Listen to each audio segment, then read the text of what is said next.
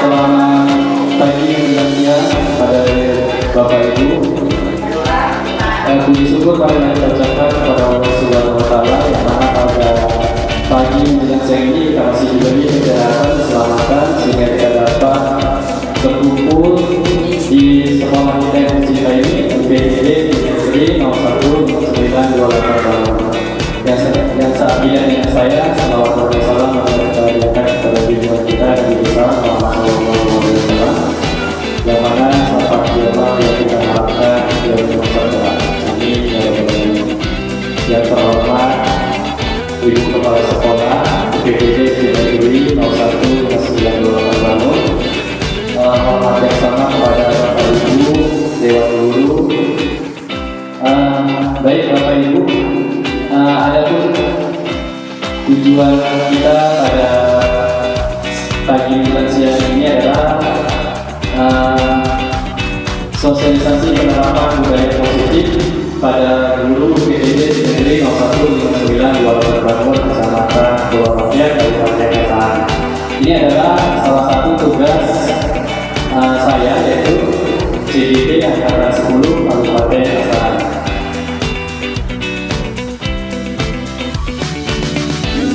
Bapak Ibu, sebelum kita memulai agenda kita pada pagi dan siang ini, marilah kita berdoa menurut agama dan kepercayaannya masing-masing.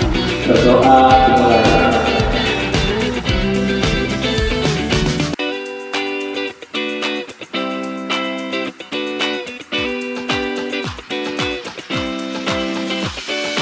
Berdoa selesai. Selanjutnya menyanyikan lagu Indonesia Raya yang akan dipimpin oleh Ibu Madia Nasipompur. Kepada Bapak Ibu dipersilakan berdiri.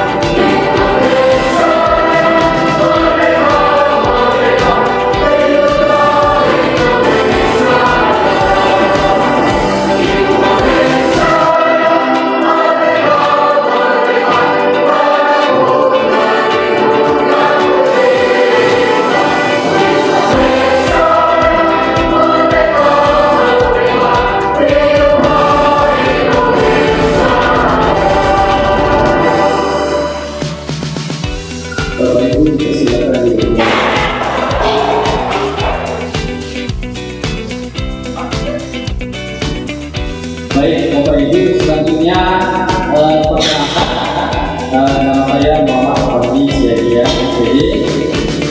Saya mengajar di UPD Negeri 015928 Bangun. Saya mengajar guru kelas 3. Baik Bapak Ibu, sebelum kita masuk ke sesi selanjutnya, mari kita perkenalan. Ya kan, dimulai dari Bapak yang urusan.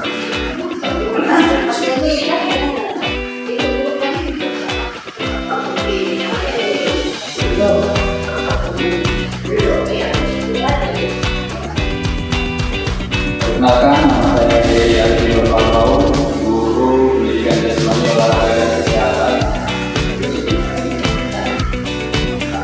Assalamualaikum warahmatullahi wabarakatuh. Kenalkan, nama saya Desmilia TSPD. Saya guru kelas 5B.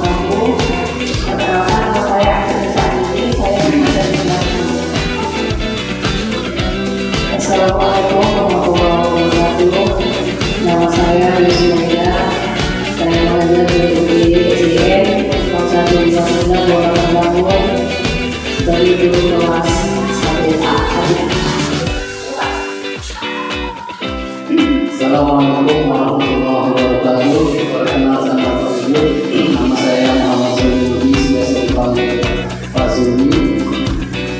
Ini kerja di Timur 1 tahun. Saya sebagai guru pembinaan Indonesia. Assalamualaikum warahmatullahi wabarakatuh. Nama saya Tiani SPD, saya berada di kelas 5A.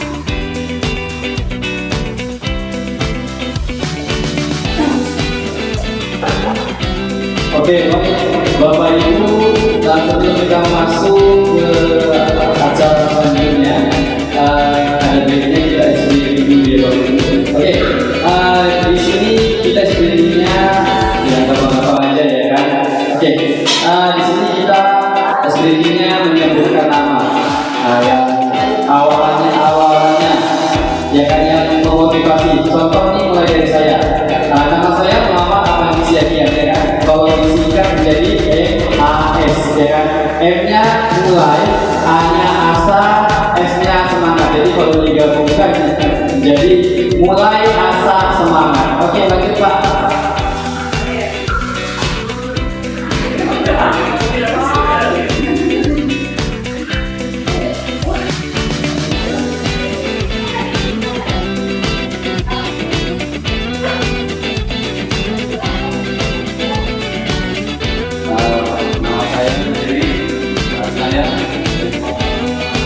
Filosofi dari tulis dari nama saya yaitu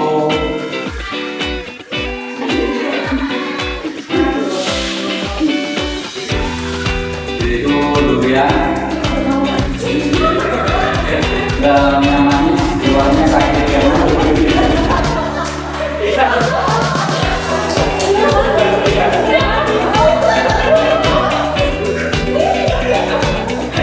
Saya di sini saya mengambil filosofi dari huruf D, yaitu buku selalu di hati. Kalau saya tadi akan mengambil dari nama saya dan sesuai dengan jiwa saya selalu semangat dan pantang. Nama saya Ulan, saya mengambil filosofi dari huruf W karena waktu itu adalah uang.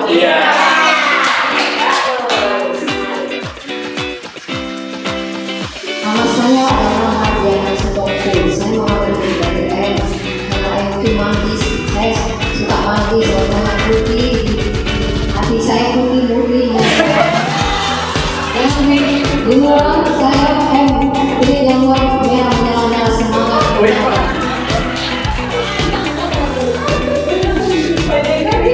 Saya ada kali ini saya mengambil filosofi dari wafel memberikan manfaat yang lain. Nama saya Rawal Lutfi, yang berkarya dan berprestasi.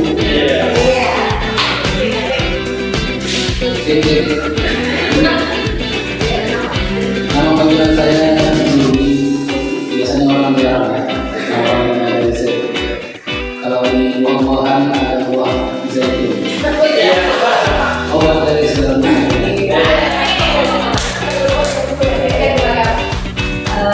Oke, nama panggilan saya ini, kalau saya ambil filosofi dari huruf N, selalu warnas, tetap walaupun penutupan.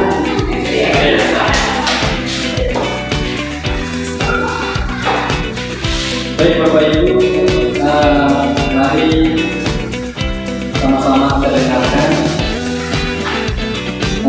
presentasi saya, yaitu budaya positif. Pendidikan guru penggerak, yaitu dimulai dari filosofi pendidikan negara, nilai dan peran guru penggerak, selanjutnya visi guru penggerak melalui model studi apresiatif, selanjutnya budaya positif. Nah, filosofi pendidikan diajar di antara tujuan pendidikan menurut diajar di antara adalah menuntut segala kodrat yang ada pada anak agar dapat menciptakan keselamatan dan kebahagiaan yang setinggi-tingginya, baik sebagai manusia maupun sebagai anggota masyarakat.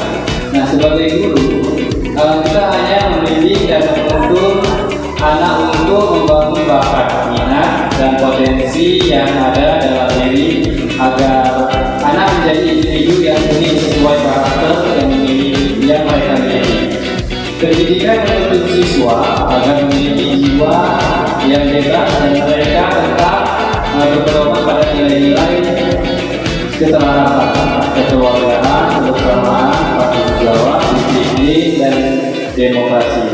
Pendidikan adalah pembelajaran yang berpusat pada peserta didik. Pendidik harus menjadi seperti semboyan pengajar dewasa, yaitu ingaso sumber tulodo, artinya di depan memberi contoh, yaitu imadia pamungkasa, artinya di tengah memberi semangat. Kemudian dayani yang artinya di belakang memberi dorongan. Nah, filosofi pendidikan Ki Hajar Dewantara adalah profil pada Pancasila, yaitu beriman, bertakwa pada Tuhan Yang Maha Esa dan berakhlak mulia, berbhinneka global, bergotong royong, mandiri, bernalar kritis, kreatif. Seperti dengan visi saya yang kemarin, yaitu profil pelajar Pancasila. Nah, kalau dibilang profil pelajar Pancasila, Bapak Ibu, apa itu profil pelajar Pancasila? Itulah dia, yaitu beriman, bertakwa kepada Tuhan Yang Maha Esa, yang berakhlak mulia, berbhinneka global, bergotong royong, mandiri, bernalar kritis, kreatif. Itulah profil pelajar Pancasila. Jadi kita jangan lagi pertanyaannya profil pelajar Pancasila. Apa itu profil pelajar Pancasila? Jadi itu ya Bapak Ibu, kalau udah pertanyaan profil pelajar Pancasila, ini dia yang mencakup ada 6. Ya, ada 6 poin. Selanjutnya nilai dan peran guru penggerak, yaitu berpihak pada murid, mandiri, kolaboratif, inovatif, dan reflektif. Nah, kita sebagai guru pastinya berpihak pada murid untuk kurikulum merdeka ya Bapak Ibu. Selanjutnya mandiri, kolaboratif, inovatif, dan reflektif. Nilai dan peran guru penggerak, yaitu mewujudkan visi sekolah sebagai guru bukan hanya mampu menggerakkan dan memajukan pembelajaran dan pendidikan kepada peserta didik, tetapi juga mampu menggerakkan sekolah untuk dapat berpusat pada peserta didik. Selanjutnya, kompeten lingkungan rumah, sekolah, dan masyarakat itu bekerja sama mendidik dan mendidik peserta didik. Nah, seorang guru penggerak harus memiliki nilai mandiri, reflektif, kolaboratif, inovatif, serta berpihak pada murid. Dan seorang guru penggerak harus mampu berperan menjadi pemimpin pembelajaran, menggerakkan komunitas praktis, menjadi coach bagi guru lain, mendorong kolaborasi antar guru, dan memberikan kemungkinan murid. Nah, paradigma inklusi apresiasi, yaitu Bagja, yaitu adalah buat pertanyaan, itu ambil pembelajaran, yaitu gali impian, yaitu jabarkan rencana, itu atur eksekusi. Paradigma inklusi apresiasi. Nah, untuk dapat mewujudkan visi sekolah dan melakukan proses perubahan, maka perlu sebuah pendekatan atau paradigma. Pendekatan ini dapat dipakai sebagai alat untuk mencapai tujuan.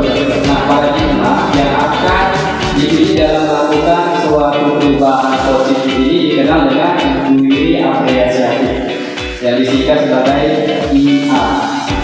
Inklusi apresiasi dikenal sebagai pendekatan manajemen perubahan yang kolaboratif dan berbasis kekuatan konsep. Nah, inklusi apresiasi adalah sebuah pendekatan kolaboratif dalam melaksanakan perubahan yang berbasis kekuatan. Nah, model manajemen ini perubahan kolaboratif yang berbasis inklusi apresiasi dikenal dengan tahapan Bagja. Nah, tahapan Bagja adalah sebuah model manajemen perubahan yang dapat dilakukan seorang guru penggerak dalam melakukan perubahan positif untuk mewujudkan visi sebagai guru penggerak sesuai dengan filosofi pendidikan Ki Hajar Dewantara. Nah, paradigma inklusi apresiasi ya kan ada 5 tahapan utama yang diterjemahkan dalam bahasa Indonesia dikenal dengan sebutan Bagja. B itu yaitu membuat pertanyaan sebagai tahap menentukan arah penelusuran. A yaitu ambil pertanyaan sebagai tahap menentu pengambil pelajaran. J itu gali inti sebagai tahap mengusung narasi keadaan ideal. J yaitu jabarkan rencana sebagai tahap mengidentifikasi tindakan yang diperlukan. A yaitu atur eksekusi sebagai tahap membantu transformasi rencana menjadi nyata. Nah, visi guru penggerak ini sudah saya presentasikan semalam dengan Bapak Ibu bersama Ibu PD, yaitu visinya dalam mewujudkan perubahan visi, perubahan positif perlu adanya sebuah visi. Nah, perkembangan budaya positif di sekolah akan membantu mewujudkan visi impian di masa depan. Dalam mewujudkan visi tersebut harus terjalin kerjasama dan kolaborasi dengan semua pihak yang terkait di sekolah. Dengan kolaborasi dan keterlibatan semua pihak yang terkait, maka mewujudkan visi impian di masa depan yang mencerminkan profil pelajar Pancasila. Baik, Bapak Ibu, budaya positif. Apa sih itu budaya positif? Budaya positif di sekolah adalah yang bagian dari keyakinan dan kebiasaan budaya di sekolah yang memakai murid akan berkembang menjadi belajar kritis, bermanfaat dan bertanggung jawab. Iya, benar sekali. Budaya positif adalah yang ada di sekolah itu adalah nilai-nilai keyakinan dan kebiasaan-kebiasaan di sekolah yang berpihak pada murid agar murid dapat berkembang menjadi pribadi yang kritis, penuh hormat dan bertanggung jawab. Selanjutnya konsep penerapan budaya positif, yaitu perubahan paradigma stimulus respon lawan dari teori kontrol, disiplin positif dan motivasi perilaku manusia, keyakinan kelas, 5 kebutuhan dasar manusia, dan 5 posisi kontrol, segitiga restitusi. Oke, paradigma perubahan paradigma. Untuk membangun budaya positif, sekolah perlu menyediakan lingkungan yang positif pastinya, ya kan? Aman, nyaman agar murid mampu berpikir, bertindak, dan mencipta dengan mereka dengan merdeka, mandiri, bertanggung jawab. Salah satu strategi yang perlu diperbaiki adalah bentuk disiplin atau teori kontrol yang selama ini berjalan di sekolah. William Glaser mengatakan beberapa ilusi berikut dalam menerapkan teori kontrol di sekolah, yaitu ilusi guru mengontrol murid, ilusi bahwa semua perbuatan positif efektif dan bermanfaat, ilusi bahwa kritik dan membuat orang merasa bersalah dapat menguatkan karakter. Selanjutnya perubahan paradigma. Nah, bagaimana seorang bisa berubah dari paradigma stimulus respon kepada pendekatan teori kontrol? Stephen L. Berkowitz mengatakan bahwa bila kita ingin membuat atau mewujudkan perlahan sedikit demi sedikit ubahlah sikap atau perilaku Anda. Namun, bila kita ingin memperbaiki cara-cara utama kita, maka kita perlu mengubah langkah tujuan kita. Ubahlah bagaimana Anda melihat dunia, bagaimana Anda berpikir tentang manusia. Ubahlah paradigma Anda, skema pemahaman dan penjelasan aspek-aspek tertentu tentang realistis. Selanjutnya stimulus respon lawan teori kontrol pada pandangan tentang dunia. Stimulus respon tentang dunia, yaitu realistis atau kebutuhan kita. Teori kontrol tentang dunia, realistis, kebutuhan kita berbeda, pasti berbeda ya dari dulu. Selanjutnya stimulus respon tentang dunia, semua orang melihat hal yang sama. Nah, teori kontrol tentang dunia, setiap orang memiliki gambaran berbeda. Stimulus respon tentang dunia yaitu kita mencoba mengubah orang agar berpandangan sama dengan kita. Namun teori kontrol tentang dunia, kita berusaha memahami pandangan orang lain tentang dunia. Perilaku guru dilihat sebagai suatu kesalahan, itu stimulus respon tentang dunia. Nah, untuk teori kontrol dunia, semua perilaku memiliki tujuan. Stimulus respon tentang dunia yaitu orang lain bisa mengontrol saya. Teori kontrol tentang dunia hanya Anda yang bisa mengontrol diri Anda. Selanjutnya saya bisa mengontrol orang lain. Teori kontrol tentang dunia, Anda tidak bisa mengontrol orang lain. Pemaksaan ada pada saat bukan gagal. Teori kontrol tentang dunia, kolaborasi dan konsensus menciptakan pihak model berperilaku menang. Disiplin positif dan motivasi perilaku manusia. Nah, Ki Hajar Dewantara menyatakan bahwa untuk mencapai kemerdekaan atau dalam konteks pendidikan kita saat ini, untuk mencapai poin kemerdekaan, syarat utama adalah harus ada disiplin yang kuat. Nah, disiplin yang dimaksud adalah disiplin diri.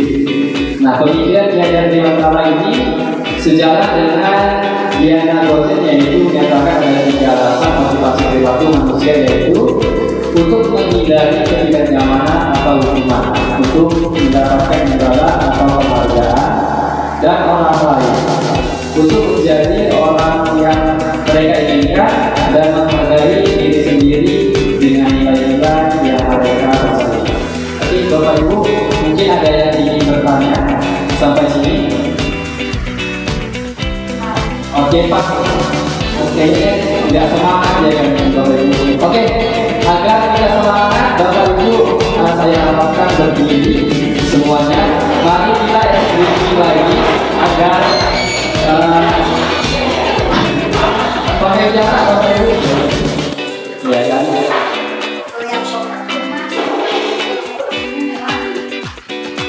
Vaksinnya.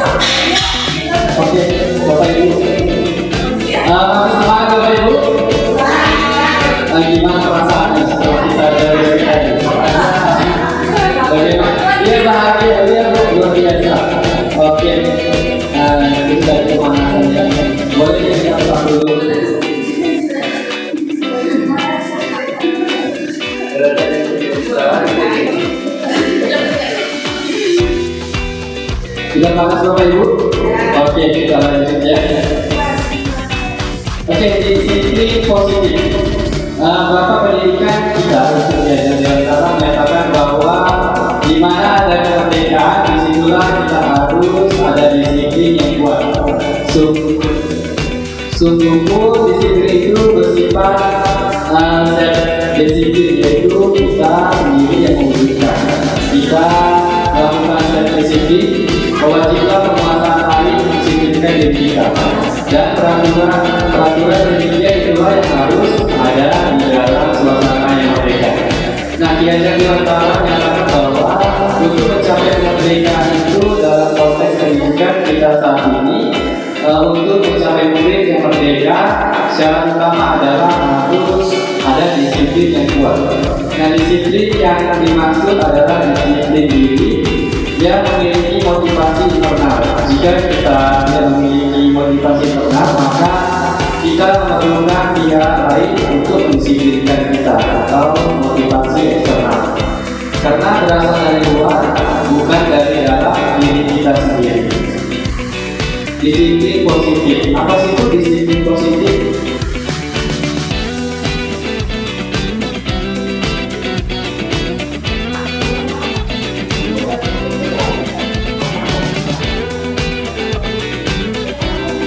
Disiplin positif menyatakan disiplin diri dapat membuat seseorang menggali potensinya menuju kepada sebuah tujuan, sesuatu yang dihargai dan bermakna. Dengan kata lain, disiplin diri juga mempelajari bagaimana cara kita mengontrol diri dan bagaimana menguasai diri untuk memilih tindakan yang mengacu pada nilai-nilai yang kita hargai. Oke, terima kasih Ibu Desi. Ya, disiplin menurut dia menyatakan disiplin diri dapat membuat seorang menjadi potensinya menuju kepada sebuah tujuan, sesuatu yang dihargai dan bermakna.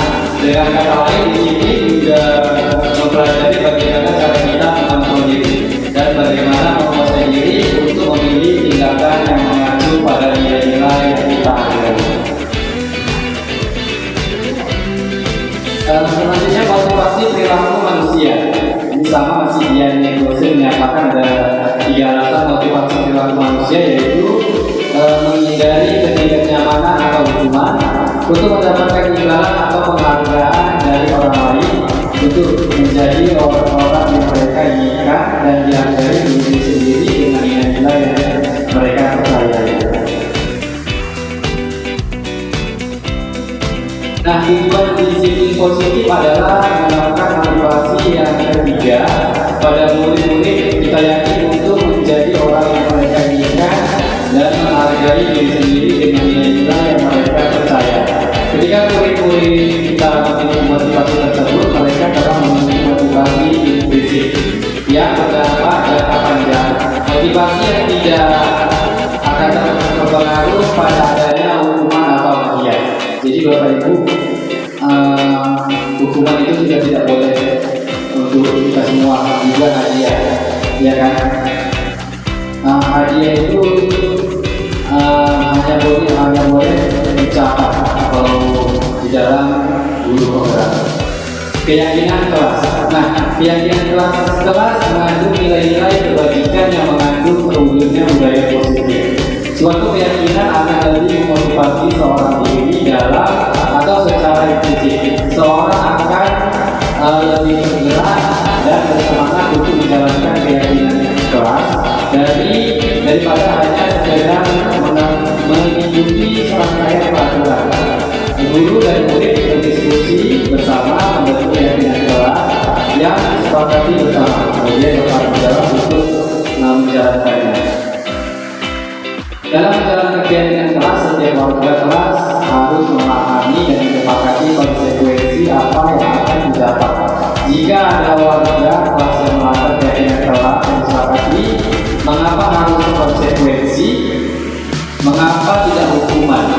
Nah, karena konsekuensi adalah sebuah penerapan disiplin terhadap sesuatu yang dilanggar. Konsekuensi adalah sebuah identitas berhasil, sedangkan hukuman adalah sebuah identitas yang gagal. Nah, Bapak Ibu, untuk pelajaran ini kita akan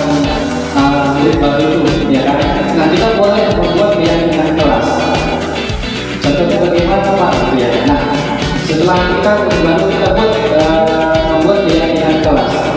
Bagaimana Pak? Nah, murid kita ajak anak-anak di lokal kita ini biar kita sportif semua, harus apa gitu ya. Nah, datang tepat waktu Pak, bajunya Pak, tiket ya kan, apalagi tidak boleh buka sepatu. Nah itu yang dinamakan dengan keyakinan kelas. Setelah itu suruh anak-anak nanti tuliskan satu-satu. Oh saya membuat contohnya si A, tulis satu-satu. Tidak boleh makan di dalam kelas. Nah itu contoh keyakinan kelas. Nah setelah semua murid membuat keyakinan kelas, kita rangkum menjadi beberapa keyakinan kelas. Itu ya Bapak Ibu. Nah pembentukan keyakinan kelas,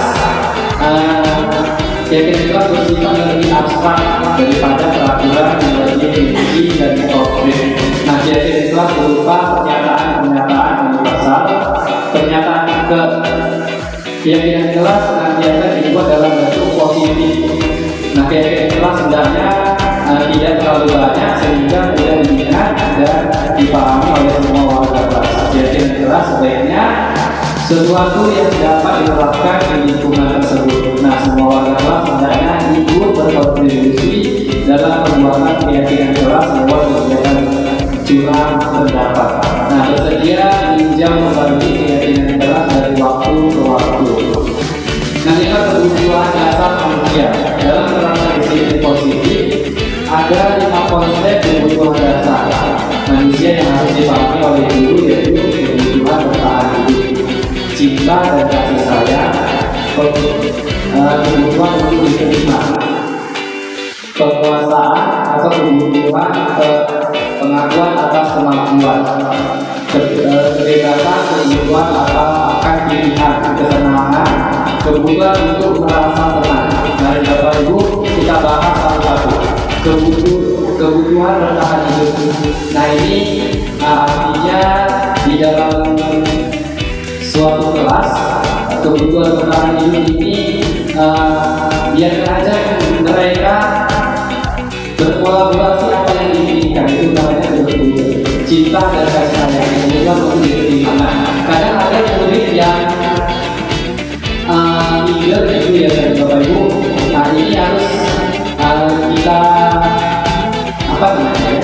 harus kita terima gitu. Begitu juga harus kita lihat sama teman-teman, jangan tidak boleh seperti itu, tidak boleh dianya dikucilkan. Nah itu cinta dan kasih sayang. Nah penguasaan kebutuhan kemampuan atas kemampuan. Ada dia yang kemampuannya hanya pas-pasan. Nah itu kita sudah tidak boleh lagi mengucil-kucilkan. Nah kebebasan atau kebutuhan atau pilihan. Ada yang murid yang suka dengan pelajaran TIK, ada yang murid suka belajar matematika. Nah itu namanya kebebasan, kebutuhan, pilihan. Kesenangan, kebutuhan untuk merasa senang. Nah setiap murid yang tidak begitu langsung secara akademik mungkin kebutuhannya akan kekuasaan tidak terpenuhi di sekolah.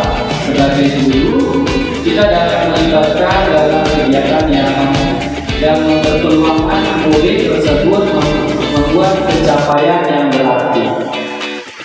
Nah, kebutuhan bertahan hidup.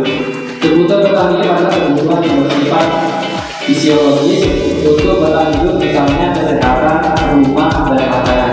Nah, kebutuhan cinta dan kasih sayang. Kebutuhan ini juga merupakan kebutuhan psikologis. Kebutuhan ini meliputi kebutuhan akan hubungan dan koneksi sosial, di mana pada kebutuhan ini dibutuhkan untuk memberi dan menerima kasih sayang.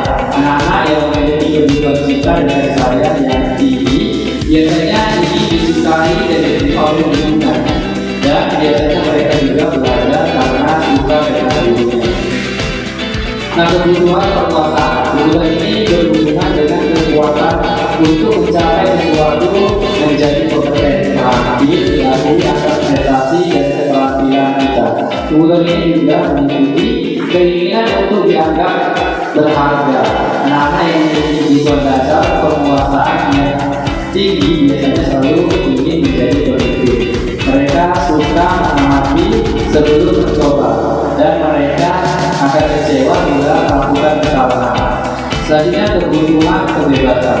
Kebutuhan untuk bebas adalah kebutuhan akan kemandirian, otonomi, memiliki pilihan, dan mampu mengendalikan arah hidup seseorang anak-anak. Dengan kebutuhan kebebasan yang tinggi meninggikan pilihan, mereka perlu banyak bergerak, suka mencoba, tidak terlalu terpengaruh orang lain, dan suka mencoba hal baru. Kebutuhan kesenangan. Kebutuhan kesenangan adalah kebutuhan untuk mencari kesenangan, bermain dan tertawa, bayangkan hidup tanpa kenikmatan apapun, betapa menyedihkan. Anak-anak dengan kebutuhan kesenangan yang tinggi biasanya ingin menikmati apa yang dilakukan. Mereka juga konsentrasi tinggi saat mengerjakan hal yang disenangi. 5 kebutuhan dasar manusia. Semua orang senantiasa berusaha untuk memenuhi kebutuhannya dengan berbagai cara. Bila mereka tidak bisa mendapatkan kebutuhannya dengan cara yang positif, mereka akan mencoba mendapatkan dengan cara yang negatif. Seorang murid yang tidak begitu berhasil secara teknik mungkin kebutuhannya akan berkuasa tidak terpenuhi di sekolah. Nah, oleh karena itu, mungkin dia akan mencoba untuk memenuhi kebutuhan kekuasaannya dengan mencoba mengatur orang lain di lapangan bermain atau bahkan menyakiti mereka secara fisik. Sebagai guru, kita dapat melibatkannya dalam kegiatan yang memberi peluang murid tersebut membuat pencapaian yang berarti. Seorang yang tidak merasa diterima oleh teman-temannya, kebutuhannya akan cinta dan kasih sayang tidak terpenuhi. Oleh karena itu, dia mungkin akan memiliki satu teman dan memisahkan diri yang lain. Sebagai guru, kita bisa membangun hubungan yang bisa membangun kepercayaan dengan anak-anak. Nah, 5 posisi kontrol. Ini biasanya menyatakan 5 posisi kontrol dalam menerapkan disiplin positif, yaitu berpusat pada murid, yaitu penghukum, membuat orang merasa bersalah, teman, monitor, pemantau, atau dan lainnya. Posisi kontrol penghukum.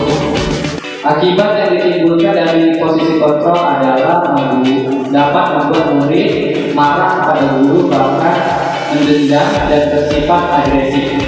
Murid bisa saja bertindak yang tidak merugikan dirinya sendiri maupun orang lain karena emosi yang ada dalam dirinya.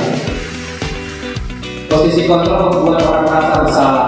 Akibat yang ditimbulkan dari posisi kontrol ini adalah murid akan merasa bersalah pada gurunya, merasa menjadi orang yang gagal. Murid akan merasa tertekan karena penyesalan dalam dirinya yang telah berbuat salah. Nah, posisi ini lebih berbahaya daripada posisi sebagai penghukum. Nah, posisi kontrol teman. Akibat yang ditimbulkan dari posisi kontrol ini adalah murid akan merasa senang dengan guru karena guru mampu memberikan suasana yang tenang pada murid tersebut saat sedang melakukan kesalahan. Nah, posisi kontrol monitor atau memantau. Akibat yang ditimbulkan dari posisi kontrol ini adalah murid harus menjalankan konsekuensi karena telah melanggar sebuah peraturan dengan guru yang tepat, selalu memantau selama murid tersebut menjalankan konsekuensinya. Nah, posisi kontrol manajer. Akibat yang timbul dari posisi kontrol ini adalah guru menyerahkan kepada murid untuk mencari jalan keluar dari permasalahannya, tetapi dengan bimbingan oleh guru tersebut. Selanjutnya, restitusi. Restitusi adalah proses menciptakan kondisi bagi murid untuk memperbaiki kesalahan mereka, sehingga mereka bisa kembali pada kelompok mereka dengan karakter yang lebih kuat. Restitusi juga adalah proses kolaboratif yang mengajarkan murid untuk mencari solusi atau masalah dan membantu murid berpikir tentang orang seperti apa yang mereka inginkan dan bagaimana mereka harus memperlakukan orang lain. Nah, restitusi membuat murid memiliki tujuan disiplin positif dan memulihkan dirinya setelah berbuat salah.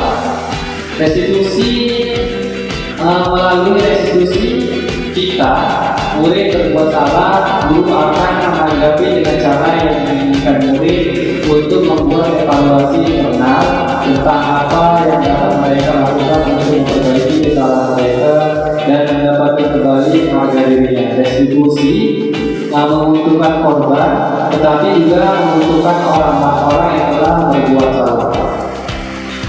Nadia Nicholson menyatakan ada 3 tahapan untuk membantu guru memfasilitasi muridnya dalam melakukan restitusi, yaitu yang disebut dengan segitiga restitusi. Nah, tahapan segitiga restitusi adalah menstabilkan identitas, validasi tindakan yang salah, menanyakan keyakinan. Bapak Ibu, ini contoh kasus restitusi. Kasus 1, siswa membolos saat guru rapat. Nah, seorang siswa yang bermain yaitu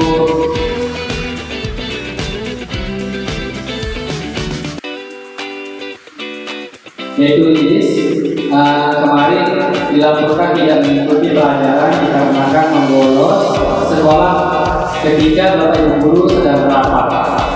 Nah, siswa, selamat pagi Pak Guru, selamat pagi. Saya mendapat laporan bahwa kemarin kamu membolos saat Bapak Guru sedang rapat. Apakah itu benar? Siswa menjawab, iya Pak. Lalu guru, kalian pergi kemana? Apa yang kalian lakukan? Si murid menjawab, saya pergi ke kantin Pak. Nah, di sini kasus yang kita dapat adalah si murid adalah pergi ke kantin membolos. Nah, di sini kita dapat menstabilkan identitasnya, yaitu guru-guru baik setiap orang pasti pernah melakukan kesalahan. Coba kamu pikirkan, pergi ke kantin saat jam pelajaran manfaatnya apa?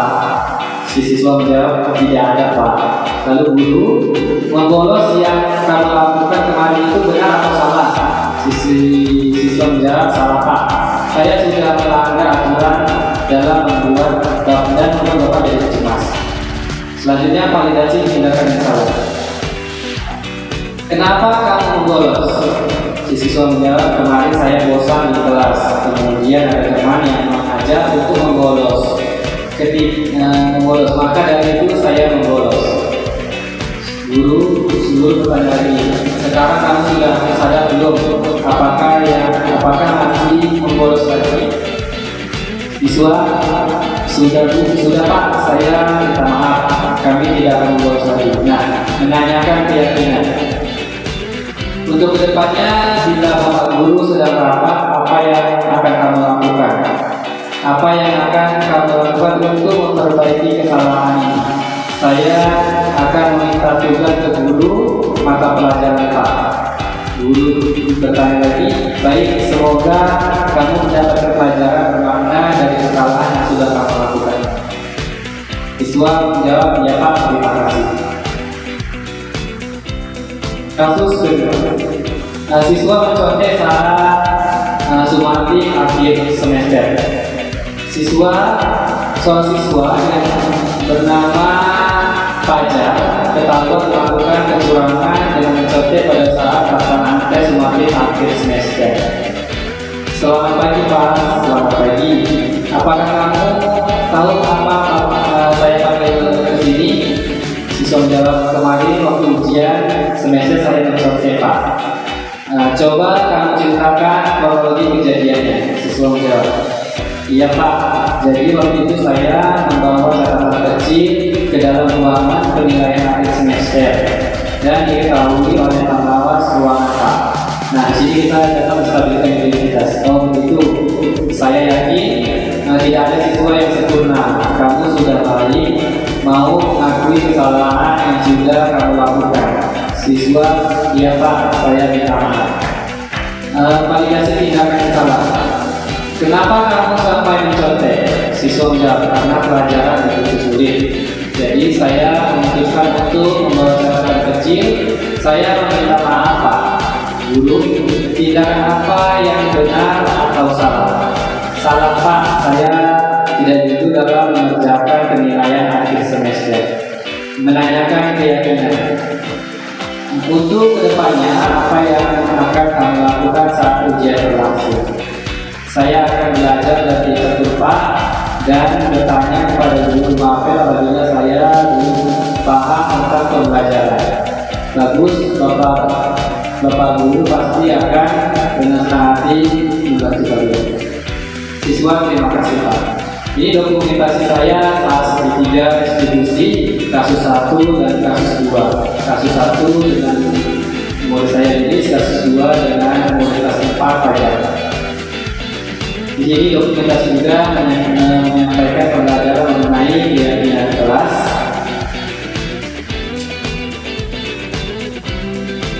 Ini kesepakatan kelas, hasil keyakinan kelas yang disepakati bersama ditempel di kelas.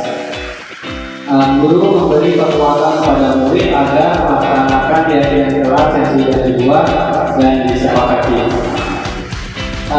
Baik Bapak Ibu, itulah tadi materi tentang keyakinan kelas. Mungkin ada Bapak Ibu yang ingin bertanya. Semuanya pasti sudah paham. Oke, demikian ini pemaparan saya. Setelah refleksi ya Bapak Ibu, setelah Bapak Ibu mengikuti penjelasan saya ini, apakah Bapak Ibu merasa tenang? Iya, pencerahannya Bapak Ibu, terima kasih. Oke, sebelum kita menutup sosialisasi ini, kita akan berjoget lagi ya Bapak Ibu.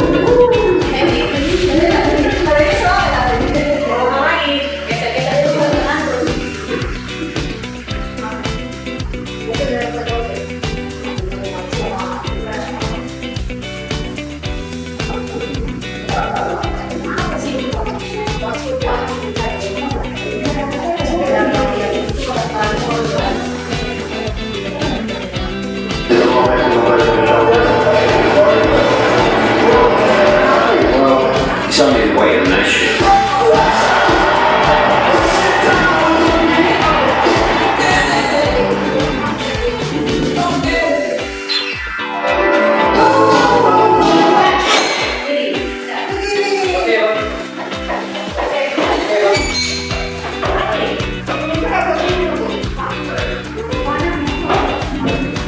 Oke Bapak Ibu, mari kita berdiri lagi.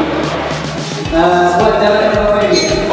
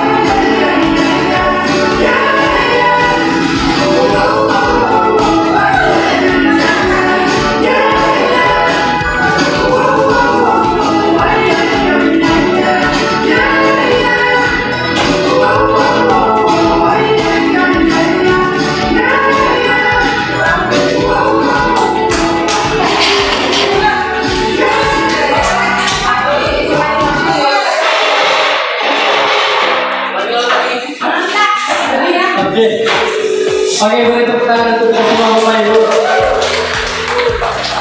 Oke. Gimana perasaan dari Bapak Ibu?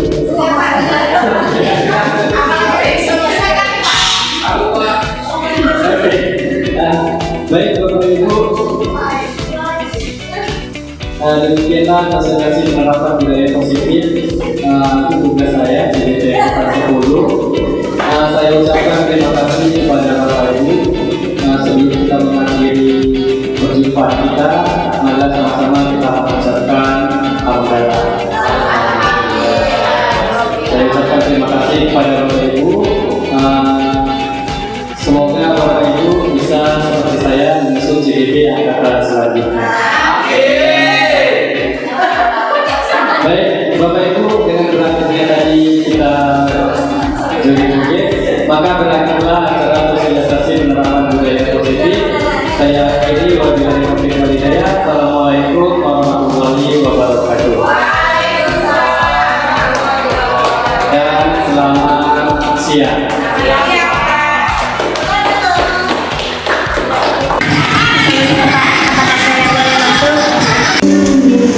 Oh, kamu Lilis, silakan sini masuk nak.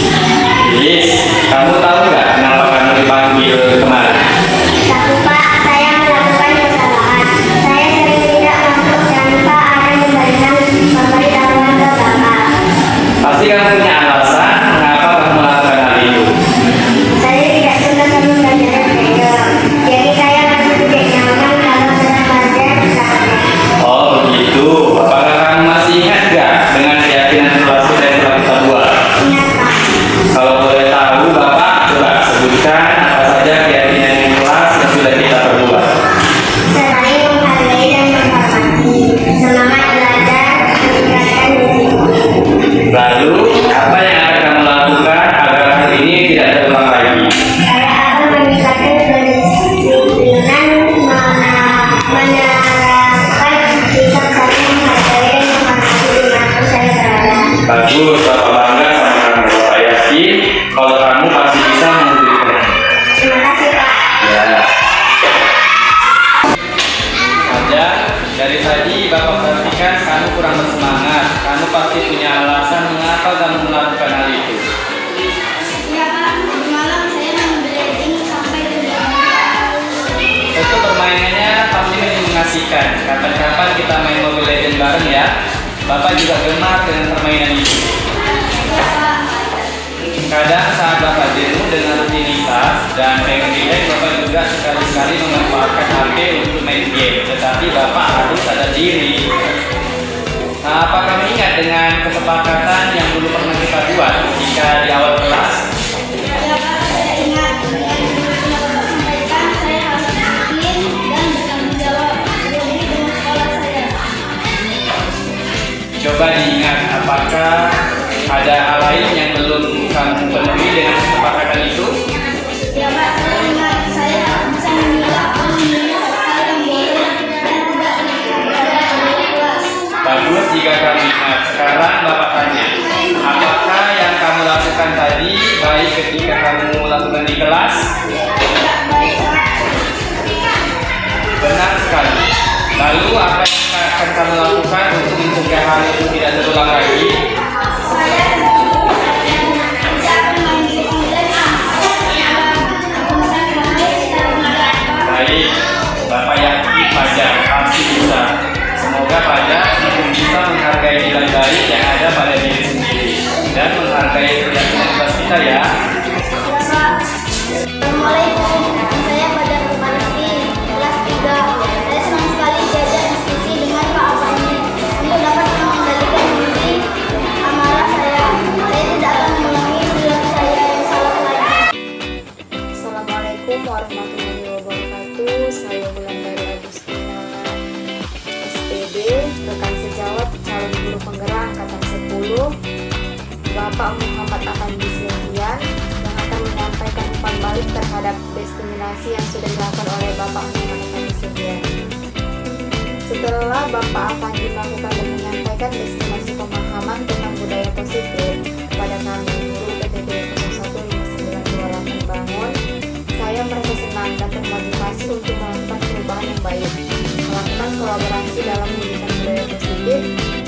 sekolah bersama Bapak Muhammad Afandi dan guru-guru PPD SD Negeri 015928 Bangun. Dalam menyampaikan materi, Bapak Muhammad Afandi Sedian melakukan dengan menarik dan dapat dipahami. Kami merasa bangga dan senang dapat pembelajaran yang baru dari beliau yang sebelumnya kami tidak tahu hingga kami bisa mewujudkan di sekolah kami. Demikian refleksi dari saya. Assalamualaikum warahmatullahi wabarakatuh. Refleksi CGP. Dalam kegiatan diseminasi yang saya lakukan di sekolah, saya menyampaikan poin-poin penting dalam mewujudkan budaya positif di sekolah saya, yaitu perubahan paradigma, disiplin positif, dan nilai kebajikan, motivasi hukuman dan penghargaan, kebutuhan dasar manusia, restitusi, posisi kontrol, keyakinan kelas, dan segitiga restitusi. Perasaan saya saat melaksanakan diseminasi, saya merasa penuh semangat dan antusias untuk menyampaikan praktik baik budaya positif kepada rekan sejawat di sekolah saya. Pembelajaran yang saya dapat setelah diseminasi yang saya lakukan adalah dengan melakukan diseminasi penyebaran pemahaman ini, rekan sejawat yang saya menjadi mengerti akan penerapan budaya positif di sekolah, sehingga nantinya dapat berkolaborasi di sekolah. Penerapan yang akan saya lakukan adalah berkolaborasi dengan seluruh warga sekolah untuk mewujudkan budaya positif konsisten dalam mematuhi keyakinan kelas